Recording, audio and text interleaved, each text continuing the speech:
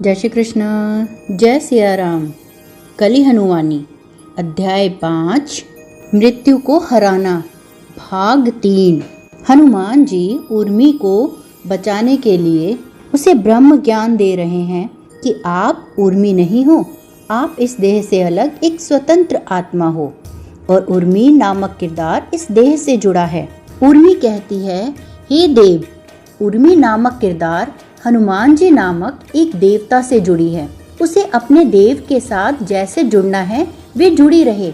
मैं एक स्वतंत्र आत्मा हूँ, मुझे उसके साथ अपनी पहचान जोड़ने की आवश्यकता नहीं है। मैं ऐसी पहचान के साथ भी स्वयं को जोड़ सकती हूँ जिसने हनुमान नामक शब्द कभी सुना ही न हो। क्या मैं सही कह रही हूँ देव? उर्मी ने पूछा। हनुमान जी ने कोई उत्तर नहीं दिया। मैं यह नहीं हूँ, क्या मैं सही कह रही हूँ देव? यह प्रश्न भी उर्मी नामक किरदार ने पूछा है, मैंने नहीं। मैं तो एक स्वतंत्र आत्मा हूँ। मैं उर्मी के व्यवहार और गतिविधियों से स्वयं को नहीं जोड़ती। हनुमान जी द्वारा उत्तर ना देने के कारण उपलब्ध शांति और निशब्दता के क्षण में उसने यह विचार किया। हनुमान जी बोले, ध्यान करो उर्मी, आप इतने सूक्ष्म और विविधतापूर्ण तरीकों से इस संसार को उर्मी के रूप में अनुभव कर रही हो कि आपको स्वयं भी पता नहीं लग रहा है। जैसे मकड़ी के एक जाले में एक मक्खी फंसी होती है, वैसे ही आप माया के जाल में फंसी हुई हो। एक तार से छुटकारा पाती हो तो दूसरे तार में अटक जाती हो। सबसे पहले तो आप इस विविधता को एक रूपता में बदलो, और इसके लिए मेरा एक मंत्र है, राम। इसे आप तब तक जपो जब तक कि आपको हर ओर भगवान राम दिखाई देने लगे। जो भी आपकी इंद्रियों तक पहुंच रहा है उसके स्रोत में आप राम को देखो। हर कण में आप राम को देखो, हर विचार में राम हो। जो भी चीज आप अनुभव कर रही हो उसमें राम हो। उर्मी नामक तन मन जो इन सब चीजों को अनुभव कर रही है उसमें भी राम हो। और जब आपके चारों ओर एक रूपता आ जाएगी तो बाहरी संसार मकड़ी के जाल से परिवर्तित होकर मात्र एक तार रह जाएगा। एक तार से छुटकारा पाना बहुत ही सरल है। अब मैं राम नाम का मंत्र जपूंगा। उर्मी नामक देह उस मंत्र से अभिभूत हो जाएगी। वह राम को हर ओर देखने लगेगी। तब आप यानी कि आत्मा यह स्पष्ट देख सकोगी कि आपको किस चीज से अलग होना है। इस समय एक और मकड़ी के जाले जैसा बाहरी संसार है और दूसरी ओर आपकी आत्मा। परंतु राम नाम का मंत्र जपने के पश्चात एक और मात्र एक तार जैसा एक रूप संसार होगा और दूसरी ओर आपकी आत्मा। तब आपको केवल एक तार से पीछा छुड़ाना होगा। मैं तैयार हूँ देव, उर्मी बोली। जैसे ही हनुमान जी ने जाप शुरू किया, राम नाम की आध्यात्मिक ध्वनि से पूरा वातावरण सराबोर हो गया। परंतु वह ध्वनि केवल उर्मी और वहां उपस्थित अन्य देवों को सुनाई दे रही थी। शेष सभी ने केवल तेज हो रही हवा की ध्वनि सुनी, जो किसी भी क्षण अधड़ का रूप लेने वाली थी, यानी तूफान का रूप लेने वाली थी। जैसे ही राम नाम की ध्वनि की पहली तरंग उर्मी के कान में पड़ी, उसकी देह से सारा तनाव समाप्त हो गया। उसके हाथ जो पहले जुड़े हुए थे अब विश्राम की अवस्था में आ गए। उसकी आंखें धीरे धीरे ऐसी खुली जैसे कोई कोमल खिल रहा हो। उसका झुका हुआ सिर धीरे धीरे ऐसे उठा जैसे क्षितिज पर सूर्य उदय हो रहा हो। राम नाम का हर शब्द जो उसके कान में पड़ रहा था, उसके तन मन में ही नहीं अपितु उसके बाहर भी परिवर्तन ला रहा था। उसकी आंखों के सामने उपस्थित दृश्य के कण कण में राम जी की छवि समाती जा रही थी। कुछ पल पश्चात उस राम नाम के जाप का स्रोत भी दिखाई देना बंद हो गया। हनुमान जी की आकृति जो राम नाम का जाप कर रही थी, वह भी दृश्य में उपस्थित हर कण की तरह राम की छवि में तब्दील हो गई। जब हनुमान जी ने 7वीं बार राम बोला, तब उन्होंने देखा कि उर्मी की आत्मा उसकी देह से अलग हुई। उन्होंने 8वीं बार राम नहीं बोला, क्योंकि उर्मी का नाम बोला ताकि वह अपनी देह में वापस आ सके। उसकी देह में ऐसी क्रिया हुई जैसे वह गहरी नींद से अचानक उठी हो। क्या मैं अपने देह से बाहर की यात्रा करके लौटी हूँ? क्या मैंने अभी अभी अपनी देह का त्याग किया था? उर्मी ने विचार किया। बहुत अच्छे।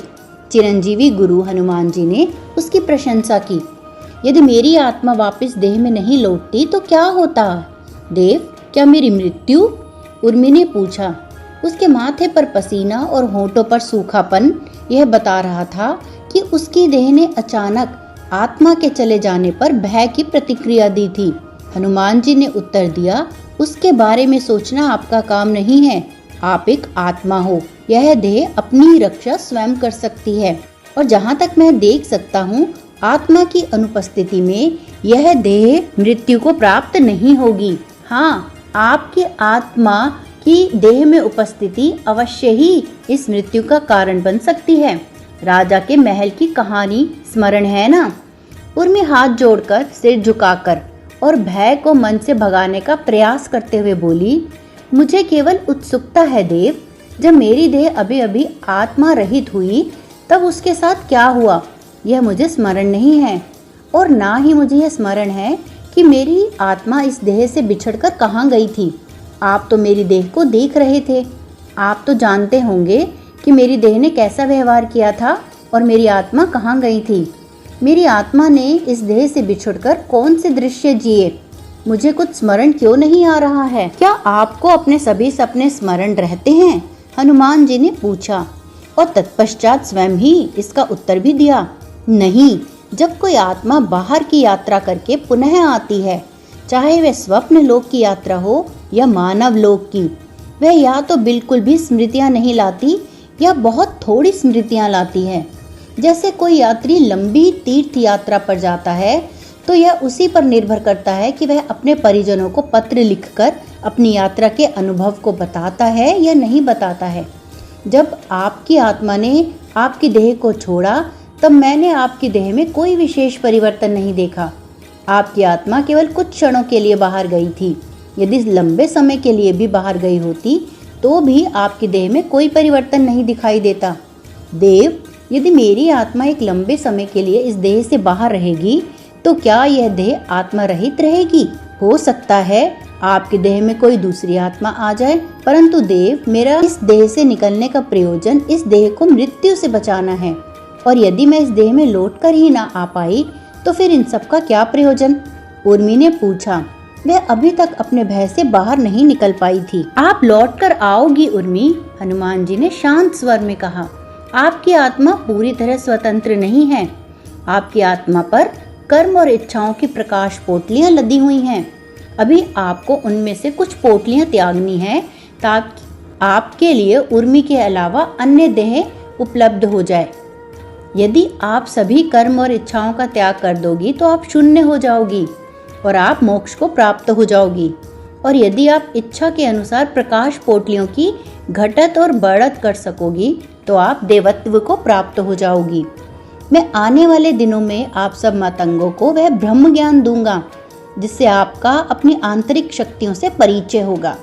इस समय आपके लिए इतना पर्याप्त है कि आप उर्मी की पहचान से स्वयं को अलग कर लो और एक दूसरी पहचान को धारण कर लो जो मैं आपके लिए उपलब्ध करा रहा हूँ। इससे आप अपने ऊपर मंडरा रही मृत्यु को हरा सकोगी। आपकी आत्मा एक गाय की तरह है जिसे अभी अभी एक खूंटे से दूसरे खूंटे पर स्थानांतरित होना है। इससे पहले कि हनुमान जी अपना संवाद निष्कर्ष पर पहुंचा पाते, उर्मी की सहेलियां जानकी, रूपा और बाकी ने दूर से ही पुकार लगाई, उर्मी चलो घर चलते हैं।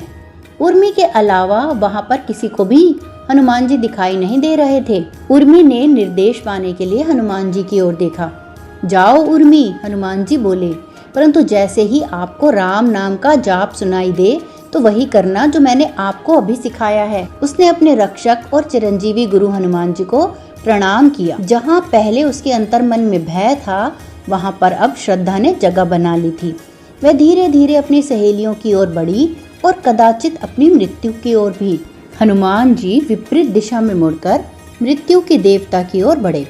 हे यम, आश्चर्य आपका नियम है, तो भी मैं कहूँगा कि आपको मेरे शिष्यों के डेरों के पास देखकर मुझे आश्चर्य हुआ। हनुमान जी ने नश्वर जीवों में सबसे अधिक भय पैदा करने वाले मृत्यु के देवता का अभिवादन करते हुए कहा, हनुमान जी, मेरा कार्य सरल करने के लिए धन्यवाद। अश्विन देव कयास लगा रहे थे कि आप मेरे कार्य में बाधा बनेंगे, परंतु मुझे विश्वास था कि आप उर्मी के भाग्य के सामने दीवार बनकर खड़े नहीं होंगे। यम ने अश्विन देवों की ओर अपनी व्यंग्यात्मक मुस्कान के तीर चलाते हुए कहा। हनुमान जी ने एक बालक की तरह अनभिज्ञता जताते हुए कहा, क्यों? उर्मी के साथ क्या होने वाला है? क्या आप उस बेचारी कन्या को मृत्यु का अनुभव देने के लिए यहाँ उपस्थित हैं? हवा धीरे धीरे अब अंधड़ का रूप लेने लगी थी। आप सब कुछ जानते हैं हनुमान जी, आप यह जताने का प्रयास मत कीजिए कि आप कुछ नहीं जानते। यम ने अपनी अशुभ दृष्टि उर्मी पर गाड़ते हुए कहा। क्या वह मृत्यु को प्राप्त होने वाली है? परंतु कैसे? हनुमान जी ने अपनी लीला जारी रखी और यम की दृष्टि का पीछा करते हुए उन्होंने भी उर्मी की ओर देखा। उनका अंतिम शब्द तूफान का रूप ले चुकी हवा की गर्जन में गुम हो गया। यम की दृष्टि एक पेड़ पर टिकी थी। ठीक 11 पल पश्चात उर्मी उस पेड़ के नीचे से गुजरने वाली थी। हवा के झोंके से उस पेड़ की एक बड़ी टहनी टूटकर सीधे उर्मी के सिर पर गिरने वाली थी। भाग्य ने उसकी मौत उसी टहनी के द्वारा लिखी थी। यम के अंधेरे से भी अधिक काले कपड़ों के बीच चमक रही उसकी मुस्कान ने उर्मी के जीवन की उल्टी गिनती शुरू कर दी थी। हनुमान जी ने अपने डग यम से दूर उर्मी की ओर बढ़ाए और साथ ही अपने प्रभु श्री राम के नाम का जाप शुरू कर दिया। सबको केवल तूफान की गर्जना सुनाई दे रही थी, जबकि उर्मी के कानों में राम नाम का मंत्र पहुंच चुका था। जैसा कि हनुमान जी ने उसको सिखाया था वैसा ही उसने किया और उसके चारों ओर का संसार राम के रंग में रंग गया। उसे केवल राम दिखाई दे रहे थे, कांपते हुए पेड़ों और कंपन की घटना में, गरजती हुई हवा और गर्जन की घटना में, भयभीत पशु पक्षियों और भय की घटना में, उड़ती हुई धूल और उड़ान की चट्टान में, उसकी स्मृति में उपस्थित देवी देवता और दिव्यता की अवधारणा में, उसकी अपनी देह में और देह के बाहरी संसार से अलग होने की अनुभूति में, उसके चलने की घटना में, उसके रुकने की घटना में, हर जगह राम ही राम थे। 10वां पल गुजरते ही पूरा संसार उसके लिए राम नाम का एक बड़ा चित्र बन गया था और 11वें पल में उसकी आत्मा ने उस चित्र से भी मुक्ति पा ली थी। भाग्य को छला जा चुका था। पेड़ की टहनी जो गिरकर उर्मी की मृत्यु का कारण बनने वाली थी, गिरी ही नहीं। यम ने देखा कि उर्मी की देह एक पल के लिए उस पेड़ के नीचे ठहरी और तत्पश्चात बिना किसी हानि के आगे बढ़ गई। हनुमान जी ने संतोष की मुस्कान बिखेरी। उर्मी की आत्मा उसकी देह रूपी घर से अलग हो गई थी, ठीक वैसे ही जैसे उस कहानी में राजा को अपने महल से अलग होना था। काल काल, यम क्रोध से चिल्लाए। समय के देवता काल प्रकट हुए। काल ने हाथ जोड़कर यम को बताया, यम मेरे भाई, मेरा गणित मिथ्या नहीं था। उर्मी की मृत्यु का अनुभव 11वें पल शुरू होने वाला था, परंतु उसकी आत्मा, यम ने काल के कथन को पूरा नहीं होने दिया। उसने बलपूर्वक वायु के देवता पवन का नाम पुकारा, जो एक क्षण पश्चात प्रकट हुए। उन्होंने अपना पक्ष रखा। मुझे टहनी गिराकर उर्मी की आत्मा के लिए मृत्यु का अनुभव शुरू करना था, परंतु मैं क्या करता? उसकी आत्मा तो वहां पर थी ही नहीं। यम चिल्लाया, थी ही नहीं का क्या अर्थ है? वे पेड़ के नीचे से होकर ही गुजरी है। शांत हो जाओ यम, वह वहां नहीं है, वह तो केवल उसकी देह है, पवन देव ने शांतिपूर्वक कहा। यम तब जाकर शांत हुए जब उन्हें पता चला कि उर्मी की आत्मा भाग्य के अनुसार मृत्यु का अनुभव प्राप्त कर रही थी, परंतु उर्मी की देह में नहीं, अपितु राम नारायण नामक एक वृद्ध की देह के साथ जुड़कर। यही तो उसके भाग्य में लिखा था कि उसे मृत्यु का अनुभव जीना था। राम नारायण उस जंगल से दूर एक वृद्धाश्रम में अंतिम श्वास ले रहा एक वृद्ध था। उसकी देह पूरी तरह से मृत नहीं हुई थी, परंतु उसकी आत्मा देह को त्याग कर अपनी वह इच्छा पूरी करने निकल चुकी थी जो उस देह में रहकर उसने कभी पूरी नहीं की थी। उसकी अपूर्ण इच्छा थी प्रियजनों का प्रेम पाना। उसके परिवार ने वृद्धावस्था में त्याग दिया था और उसकी यह इच्छा उसके स्वयं के परिवार के साथ पूर्ण होना असंभव थी। हनुमान जी के द्वारा की गई व्यवस्था के अनुसार जैसे ही उर्मी की आत्मा अपनी देह से अलग हुई, उसी समय राम नारायण की आत्मा उर्मी की देह के साथ जुड़ गई। उसकी सहेलियों ने उसकी देह में कोई परिवर्तन नहीं देखा।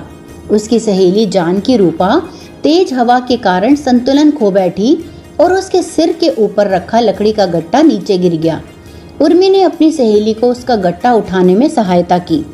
ऐसा करते समय उसकी देह ने ऐसी कोई विशेष क्रिया नहीं की जिससे यह पता चल सके कि उसमें कोई पराई आत्मा प्रविष्ट कर चुकी है। एक आत्मा अपनी धारण की हुई पहचान से जानी जाती है, यानी उस देह में और मन से जानी जाती है जिसके साथ वह जुड़ी हुई है। राम नारायण की आत्मा ने उर्मी की पहचान धारण कर ली थी। अब उर्मी के मित्र और परिजन उसके अपने मित्र और परिजन हो गए थे।